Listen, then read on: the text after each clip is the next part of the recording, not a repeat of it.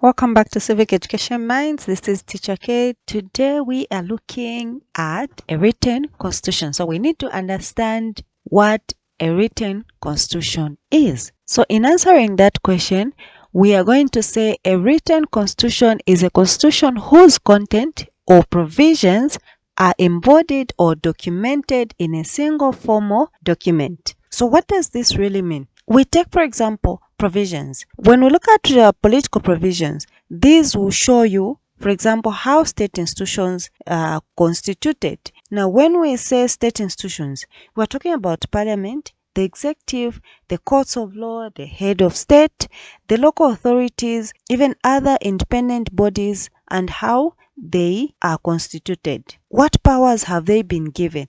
All these provisions, you find them in the Constitution. The Constitution will also show you how these institutions are related. So these provisions are the ones that have been put in a single document, and this document is formal because it has been accepted and signed so that it starts to operate. There are countries that are using this type of a constitution. Some of these countries include South Africa, Brazil, Canada, South Korea, the United States, Germany, Japan, France, Australia, as well as Zambia. These are some of the countries that are using this type of a constitution.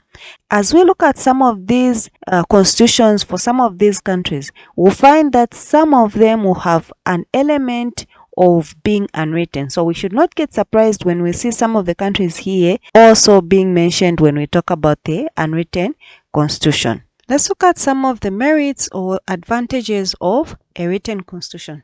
Now, the first one is saying this type of a constitution, it is clear and definite. What does this mean? This means the constitution is like a well-organized book. It has clear sections and chapters so that anyone reading it can easily find what they are looking for. So when you get the constitution, you should be able to understand where what is.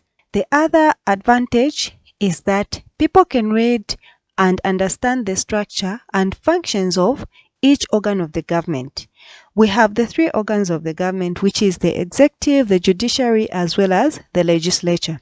So the constitution is going to explain the parts of the government. For example, when we talk about the functions of the president, what are the roles of the president, parliament, congress, and the courts of law? It's going to tell us what these are supposed to do. This helps regular people to understand how their government works. The other advantage is that the constitution is drafted with great care and deliberation, which means that people took their time, discussed a lot, and thought a lot before they wrote the constitution. Therefore, we expect that it is going to cater for most of the things that are going to happen in the country. Then the other advantage is that it cannot easily be manipulated to suit the populace emotions. This means that the constitution can't be easily changed just because it's popular at the moment. So it's designed to stay strong and not to be influenced too much by the short-term emotional ideas. We agree that every now and then there are things that come up and we find ourselves trying to include it in the constitution every now and then. But we want a constitution that is going to make sure that it is not easily manipulated. The other one is stability and steadiness. Here we're talking about a constitution that will provide a stable and steady set of rules.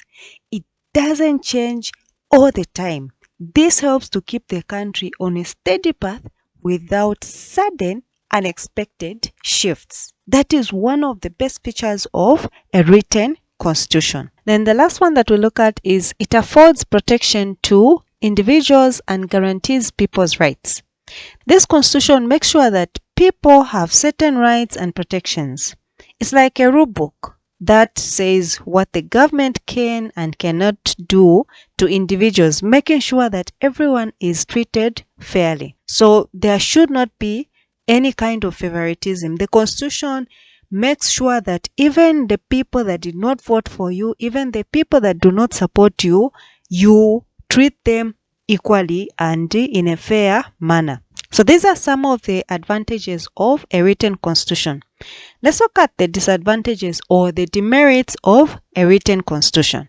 I have 3 that I'm going to look at here. We can research more and find out what other disadvantages that have not been discussed here of a written constitution. The first one is that it is not easily adaptable to emergencies and the changing needs. This means that a written constitution, it can struggle to quickly adjust to unexpected situations or any changes in society. It's like having a set of rules that are hard to change when something urgent comes up. For example, if there is a sudden health crisis or a pandemic breaks out. We have experienced cholera, we have experienced COVID-19, Ebola. These are some of the things that have been experienced. And we can see from these that in a way we have struggled to handle these crises or pandemics. Why? Because as much as we want to control what people are doing, where people are going and so on, we also have to ensure that we do not violate their rights and so on. So that is a disadvantage of a written constitution. The other disadvantage is that it compresses all the ideals and political principles into one document. Now, this can be a challenge because it might become too complex and hard to update. Let's say, for example, a country's written constitution tries to cover every single political idea and principle in one single lengthy document. We may end up having a very big book that people are not even going to finish reading, going through, or even understanding. So that is one other disadvantage of a written constitution. The last one that I have is it's difficult to amend when rigidity and conservatism are carried too far. What do we mean? If a constitution is too strict, or it is resistant to change, it becomes hard to make updates even when there is need. It's like you have rules that are so set in stone that making any adjustments becomes a tough process. Let's say, for example, changing an outdated rule. The constitution might be so complex and slow that the necessary changes become difficult to achieve. This could lead to laws that no longer reflect the needs or the values of the society. And these are the times that you find people now start protesting and going against what the constitution says. So these are some of the disadvantages of a written constitution. Now, in the next video, I'm going to discuss what an unwritten constitution is, the disadvantages and the advantages. Thank you for being with me. I will see you in the next video. Please give it a thumbs up, share, and subscribe to the channel.